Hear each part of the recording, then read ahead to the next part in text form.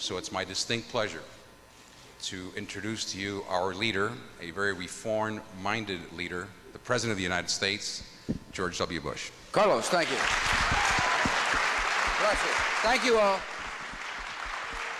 Not so fast, Senator. Carlos, thanks. I appreciate your service, Carlos. Thanks for agreeing to be the Cabinet Secretary. Thanks for leaving the private sector to come to Washington and bring your family here to serve our country. He's going to be a great secretary. And for those of you who are here who work in the Commerce Department, you're lucky to have him as a boss. Welcome.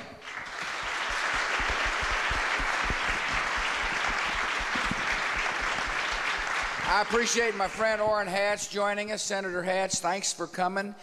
Senator Hatch and Senator Cornyn from the great state of Texas are leaders when it comes to legal reform. I want to thank you for being here. Congressman Bob Goodlate from the great state of Virginia is with us as well. We're honored 3 members took time out to come and hear this, what I think is a vital discussion about how to make America the best place in the world to do business. Welcome. Glad you all are here.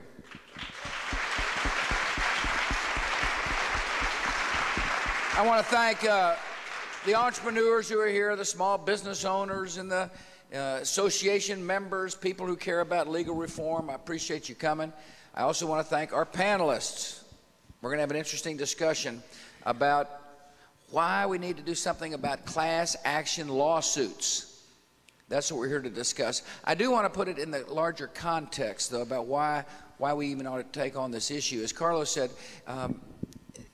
lawsuits are, a litigious society is one that makes it difficult for capital to flow freely. And capitalist society depends on the capacity for people willing to take risk and to say there's a better future, and I want to take a risk toward that future. And I'm deeply concerned that too many lawsuits make it too difficult for people to do that. And so I've called upon Congress to work with the administration on legal reform, whether it be to reform the asbestos litigation issue or medical liability reform to make sure medicine is cost effective to our citizens, or whether it be class action reform. Legal reform is part of a larger agenda to make sure this economy of ours continues to grow. We're seeing good growth now. As you know, last month, in the month of January, the country created 146,000 new jobs. The national unemployment rate is down to 5.2%. This is all progress, but it's important for the Congress to work with the administration to keep this progress going. And so legal reform is part of a strategy for economic vitality and growth.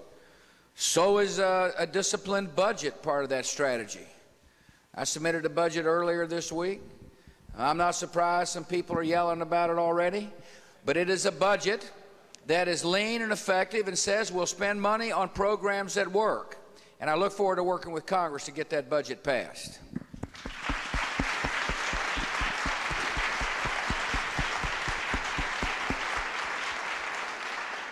It is time for Congress to pass an energy bill. We've been debating it for too long, and now is the time for action. And I'm confident we can get it done. I believe that Congress has heard the message from the people that let's work together to encourage conservation and renewable sources of energy, and let's spend money wisely on new technologies. Why don't we promote clean and safe nuclear power, all aimed at not only protecting our environment, but at the same time making us less dependent on foreign sources of energy. So my call to Congress again, like I did a week ago today, was let's stop the debate on energy and get a bill to my desk to show the American people that we can respond. We'll continue to open up markets for goods overseas and at the same time enforce our trade laws. Carlos is going to be a part of the enforcement mechanism of our trade laws. We opened up markets to 12 countries over the past 4 years through new free trade agreements, and countries like Australia and Singapore. And over the next 4 years, we'll continue to open up markets. And the reason I believe that is important is because when we're good at something, we ought to make it easier to sell what we're good at overseas and create new customers for U.S. entrepreneurs and farmers and ranchers. If given a level playing field, this country can compete with anybody, anytime, anywhere. And so we're going to continue to work with Congress to advance good trade policy, We'll work on things like simplifying the tax code, reasonable, wise immigration reform, good health care policy, as well as taking on the tough task of strengthening the Social Security system for younger generations to come. Now, I understand some have been listening closely to this debate, and I want to make 2 points about Social Security before we get to the subject at hand. One is we have a problem. For those of you in Washington who say we don't have a problem, all you got to do is look at the facts. We don't have enough people paying into the system to take care of baby boomers like me who are living longer and longer and longer and are going to be promised more benefits. We got more people who are going to be receiving benefits over time with fewer payers into the system. And those who are receiving benefits will live longer and will receive more money. That says we got a problem. It is a funding problem. In the year 2027, the federal government is somehow going to have to come up with $200 billion more than the payroll tax to make sure we fulfill the promise. And the problem gets worse and worse. Starting in 2018, which isn't all that far away, 13 years away from now, the system goes into the red. That means more money coming out of Social Security than going in. Some in our country think that Social Security is a trust fund. In other words, there's a pile of money being accumulated. That's just simply not true. The money, payroll taxes going into the Social Security are spent. They're spent on benefits and they're spent on government programs. There is no trust. We're on the ultimate pay-as-you-go system. What goes in comes out. And so starting in 2018, what's coming out is greater than what's going in. It says we got a problem. And we better start dealing with it now. The longer we wait, the harder it is to fix the problem. And secondly, if you're a person who's retired or near retirement, nothing will change. There is enough money. You're in good shape. I know there are some who've heard talk about Social Security around the country who are saying, oops, he's going to take away my check. That's not going to happen. I don't care what the rhetoric is, what the mailings say, what the TV ads say, you're in good shape. It's the younger workers who ought to be asking the members of the Congress and the President of the United States, what are you going to do to fix the problem? And I'm looking forward to working with Congress to fix the problem. All ideas are on the table except running up the payroll tax. And I'm convinced by setting aside partisan politics and focusing on what's right for younger Americans, we can do the job that people expect us to do here in Washington, D.C. All right, here we go.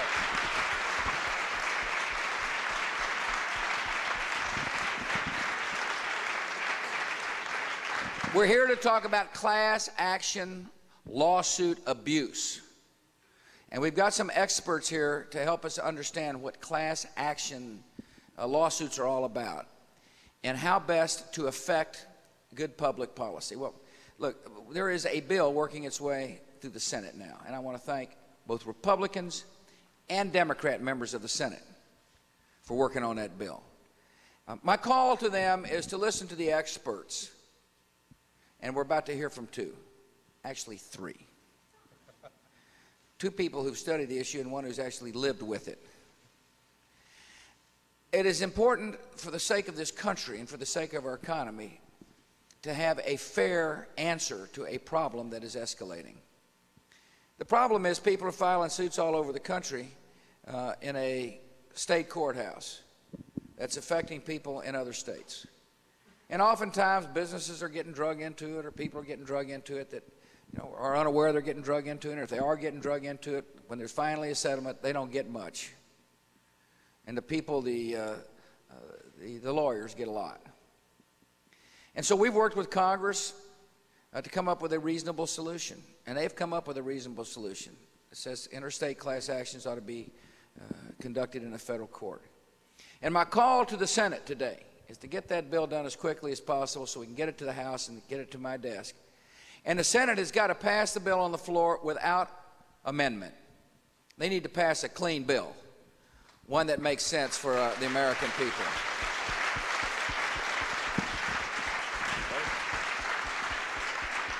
I have asked, and Walter Dellinger has kindly agreed to come. He is a practicing attorney. He is a professor. He's so good at being an attorney, he's teaching others how to be an attorney at Duke University. if I'm not mistaken. He was telling me today, I don't know if you know this or not, but this falls in the small world category. And if our mutual friend is listening on C-SPAN, it'll blow his mind we're talking about him.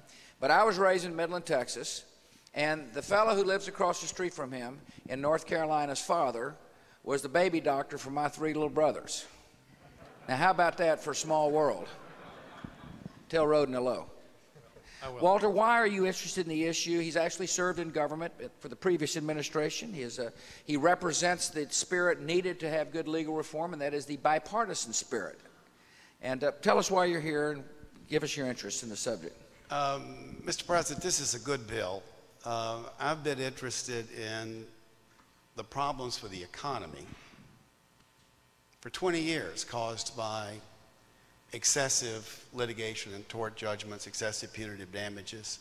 It's a very hard problem to get one's arms around, but if you want an opportunity society, you're going to have to get your arms around this problem and make sure that businesses, particularly small businesses, but all businesses, can predict what kind of liability they're going to face. Unless there's some certainty in the legal system, you can't plan.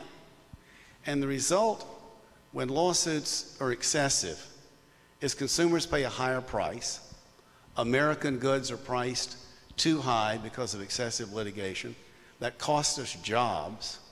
People don't have access, in some cases, to the products that they need.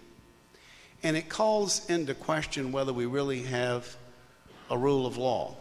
Now, the particular problem that is dealt with here arises out of class actions. Now, let me say, class actions are, properly done, a valuable device. We need a tort system. We need to hold people accountable when their negligence causes injuries. We need them to take account of that when they're planning their products. And we need to compensate victims who've suffered real injuries. And class actions have often been an effective device. Tell me what a class action is. I mean, well, a class action, the idea of class action started when we realized that often there were many people that had the same small injury. If I cheat 1 million people out of $10 apiece, I ought not be able to sit back and think, well, they'll never be able to sue me because it's $10 apiece. So if they're really common questions of law and you can resolve the whole dispute in one action, it's a very effective way of doing it. What's happened is that, and I've seen this in my law practice where I represent some defendants just as I saw it as a professor, what's happened is that these cases are kept out of federal courts, our national courts, even though some of these cases have real national implications. They're multi-state cases. And there are a few jurisdictions in our country. Most of our state courts run themselves very well, but there are a few instances where all these abusive cases wind up. Now, one of the things people will ask you, Mr. President, they'll say, well, if it's only a handful of states where the problem is, why do you need a national solution? And the answer is that all of these cases will gravitate. The lawyers that want to file an abusive system will go to those counties in those states where they know where the problem is. Cases from all over the country. It's like having a 50-foot bucket with 3 holes in it. You know, all the water's going to run out. So these are cases, you know, federal courts were designed at the Constitutional Convention so that you would have a neutral court, not one state applying its law to other states, so people could do business anywhere in America and know that they had a neutral forum. It's one of the things that helped us be a great common market. So in other words, a class action lawsuit that is tried at a state level means you could be doing business in California but be sued in Illinois court. That's right. And one of the problems is that you sometimes have, in one of these state class actions, a state court judge making law for the whole country, making law for D.C., for California, for Arizona, sitting right in West Virginia or in Illinois when he's not elected by these other people. And we have a sense that the federal courts, that are courts for the whole country, can fairly apply these cases. Now, when citizens of different states have an automobile accident that does $80,000 worth of damage, they get to go in federal court. And yet, because of the way class action law has been technically written, you can have a multi-million-dollar case involving people from 50 states and you can't get it into federal court. That's not right, and this bill fixes that. And it does so in a way that is very fair. The federal courts have handled class Let me action. stop you before we get to how it does it. Why is it more fair to be in the federal court in your judgment? I think people need to understand why the remedy is going to make the system more fair to them. I mean, I agree with you completely that there needs to be a judicial system that honors people who've been harmed. I mean, we wanted the system to be fair. If you get hurt, you ought to have access. And yet, on the other hand, we understand the cost of frivolous lawsuits, people just filing lawsuits for the sake of filing lawsuits, forcing people to settle, even though there's no merit to the lawsuit. But explain why going from a state court to a federal court in your judgment would be fair. He actually testified on the bill. So, I mean, you talk about an expert. We're beyond just somebody who theorizes. We're somebody who went up in front of, dared go to the halls of the Senate and testified. How did Senator Cornyn treat you? They did very well. Yeah, okay, and Senator Hatch. The problem with having these cases remain in state court is that a few bad state courts will decide they can take all the cases for the country. And they can make decisions that affect citizens in all the states. You're going to hear from Larry Morrell about how that can happen, and you're going to hear from Alita Diktowski about what she ran into. The federal courts are more limited. They're a smaller number. They are not beholden to any one state, and they don't have the problem of one state making laws for the rest of the country. So that they're designed to be there for fairness where you have more than one state and people in more than one state involved. It's one of the things that the framers did when they created this common market. They needed people to be able to go and sell their products anywhere in the country and know that they wouldn't get hometown justice because there'd be federal courts that they could go to if there was a dispute. And that's part of what happens here. I mean, it sounds reasonable. I think if somebody's out there wondering whether or not this is a reasonable proposal, it's reasoned to use the federal courts for what they were intended to be used for, which is adjudicate disputes among the states, for example. Anyway, why is this fair beyond moving to the federal court? I interrupted you before. You say this bill is particularly fair because? Well, because it still allows these cases to proceed under the standards we've developed for where you can try cases involving people from different states. You get into federal court, and if some of the harmful amendments that are being suggested are defeated so that you get a clean bill sent to you, the federal courts will do what they've always done. They look at a case involving multiple states and they say, can we fairly try this? Are these state laws sufficiently alike that we can try this in one lawsuit? If they're not, then you can bring those suits back in a single state. Everybody in Pennsylvania can bring a lawsuit in Pennsylvania courts, but you can't do it for multiple states. If you just tell judges you can pick the law of one state, whether people in other states like that law or not. And you're going to hear this afternoon some very telling examples of what's gone wrong when one state makes law for the whole country without the rest of the country being able to participate. People in Texas and North Carolina don't get to vote for who's a state court judge in Illinois.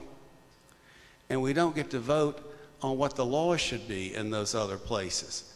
And this is precisely designed to that. This is a modest bill. It's a measured bill. It moves these to a court system where people can be confident of fair adjudication and still leaves the class action device as something that can be used in proper cases. Great job. Thanks for coming. Appreciate you taking time. You mentioned, he said, they're trying to amend the bill.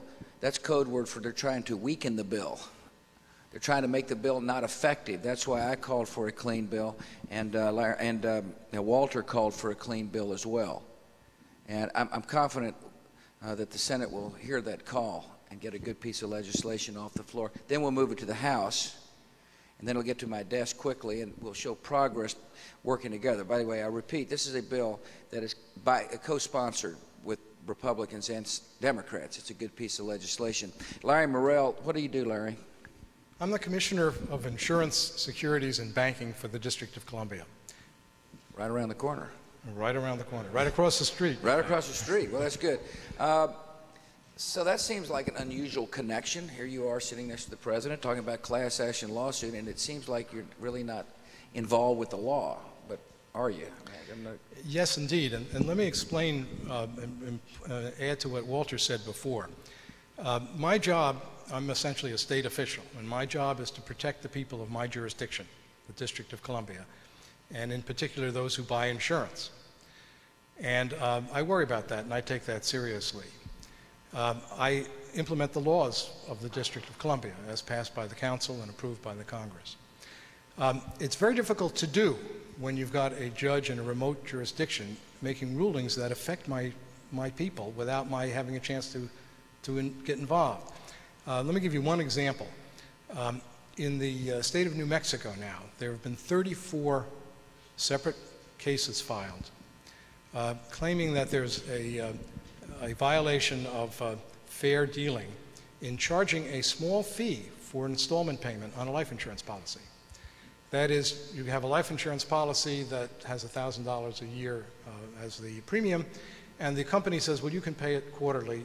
We'll add $2 to that so that for our administrative costs.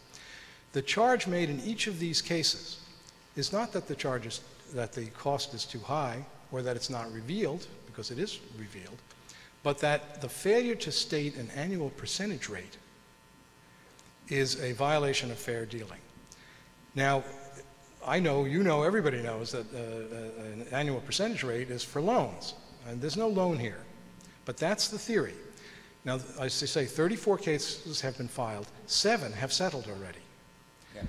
And the total cost... And they settled not necessarily because of the merits of the lawsuit. They settled for threat of loss. In other words, it's kind of like a lottery sometimes when the system isn't balanced right. Right. I'll give you some examples of it. The first one settled $7.5 million to the attorneys who brought the suit, nothing to the class members. And those class members are all over the United States, include people in the District of Columbia, everybody who bought a policy from that company. The second one settled for $10 million to the lawyers, nothing to the plaintiff class. I'm beginning to get the picture of why there's 34 filed, you know. Right. Slowly but surely the settlements are getting bigger. Anyway. Even the Association of Trial Attorneys objected to that one, so they went back and they gave something now to the members of the class. What is it? $100 off your next life insurance policy that you buy from that company. Yeah. Okay? If it's still around. And that's right. And the lawyers walk off with $10 million. 7 cases have settled. The total payout so far is $40 million. And nothing has gone to trial. Yeah. And that's the real evil. Meanwhile, I've told insurance companies that I'm not going to let them use an APR in my state because it's misleading. It suggests to people that a loan has been made when it has not. Yeah. See, it's interesting. What he's saying is that he's doing his job in the district, and yet a lawsuit that affects people in the district begins to redefine what you've laid out as what is fair. That's exactly right. I'll give you another simple example. There's a case in Los Angeles Superior Court claiming that one of our very largest companies, State Farm, which is a mutual company, it has too much in reserves and should give that reserves back to its members. Well, what I do for a living is make sure the companies that sell insurance in this jurisdiction, including State Farm, have enough reserves. Right. And the notion that a jury of laypersons in the Los Angeles County Court can overturn my decision about that. Do your job better than you can. Right. Yeah. That's the part that I have problems with. Yeah. It's an interesting situation, isn't it? And it's one that really goes back to what Walter was talking about as far as the framers' view of how a fair system ought to work. If I were someone who was out there wondering whether or not we were making the right decision, I would go back and hearken back to the papers of the Founding Fathers when they talked about adjudicating disputes like this. In this case, a jury doesn't make the decisions for the good folks in Washington, D.C., a jury afar. We've also got with us Alita. You ready to go? All right, how many kids do you got? I have 2 children. They don't happen to be here, are they? Yeah, they are. I can see them. How old are they? Marissa is 10, and Jessica is going to be 9 in 2 weeks. Going to be 9. 3 weeks. Fabulous. Well, happy birthday to be. Got Mom up here on stage. Pretty cool, huh? Where do you live? Where do you live, Alita? I live in Comac, Long Island. State? New York? New York. Okay, good. Not everybody knows where Comac is. Of course, I did.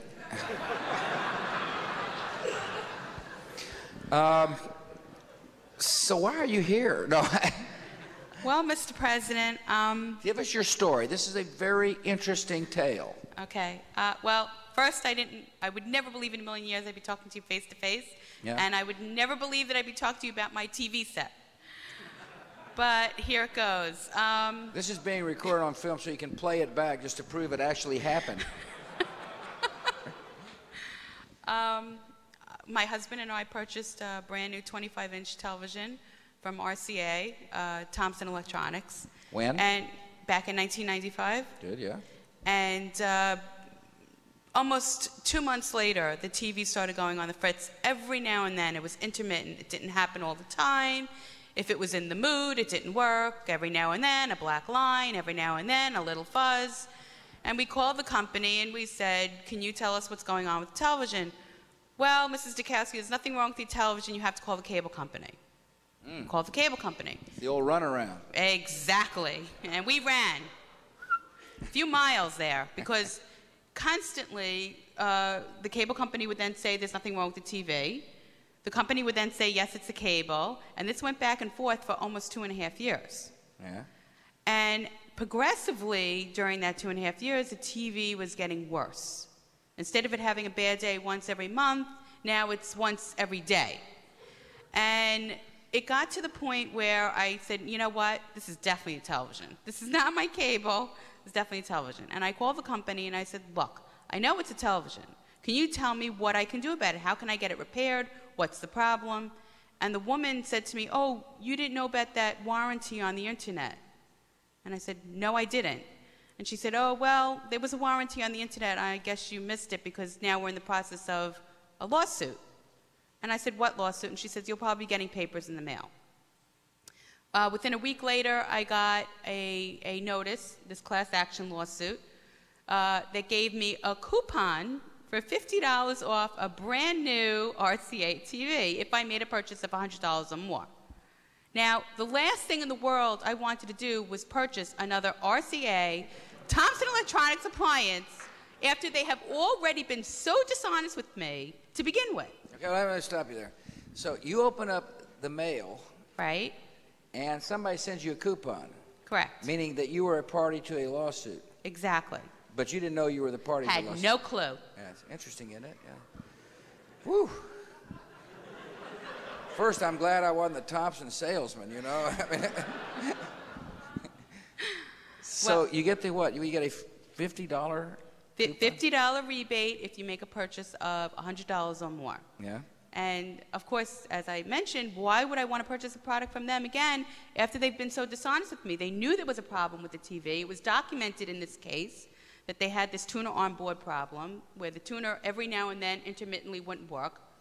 What happened? Right. And they never bothered. They lied to me several times. There's no problem with your TV. You know, it's not the TV, it's the cable. And this went back and forth. And finally, one honest employee told me what was going on. Right. And at that point, the fume was coming out of my head. I was so angry. Man, I can imagine. So therefore, there should have been a recourse. I mean, a just society is one in which she buys a TV that is a lousy product. She ought to be, and there's a warranty, and I mean, there's some protections for a consumer. Right. Well, the point is, they ought to reward those protections.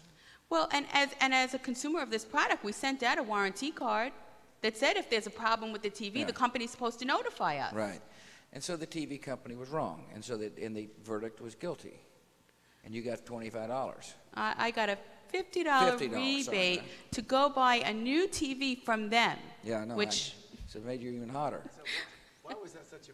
Why did you get such a bad deal? well, as I was going to tell the president, that I just found out that the lawyer in this case, who took this case to a very small court in Madison County, Illinois. Oh yeah, I've been there. Madison County. I am going It is to the most. write There a are more movie. lawsuits filed in Madison County, Illinois, than anywhere in the country. I think. I mean, I went there to talk about legal reform in Madison County, Illinois. There are people filing lawsuits there all the time. You had your case heard in Madison County. I cannot believe it. Anyway, keep going. Right. Well, apparently this lawyer, and nowhere is it in the fine print of this little $50 coupon, that this lawyer got $22 million. We got a problem. $22 million. I'm still left with a broken TV. He got $22 million. Where is the justice in this? Yeah, and that's exactly why. Thank you.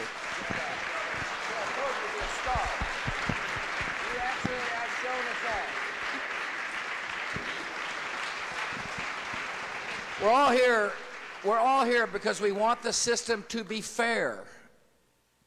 The economy depends upon a fair legal system. You know, people's faith in the system, our country depends on a fair legal system. And what we're highlighting here is the system isn't fair.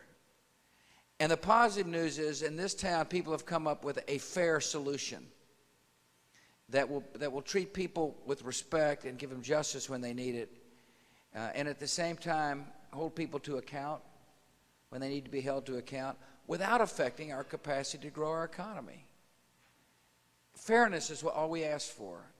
You know, the scales of justice need to be balanced, and they're not balanced today. And so good people from around the country, including Walter and Larry, have come to the halls of Congress to help balance those scales. And fortunately, there are good senators and fair congressmen who understand that all we seek is balance. And now's the time for the United States Congress to balance the scales when it comes to class action lawsuits, to do their duty to make this country as good a country as it can possibly be. I want to thank our panelists for coming. I hope you've enjoyed this as much as I have. I'm honored that you would take time and stay over from getting back home to help explain the need for this country to act on this important issue. Thank you for coming. God bless.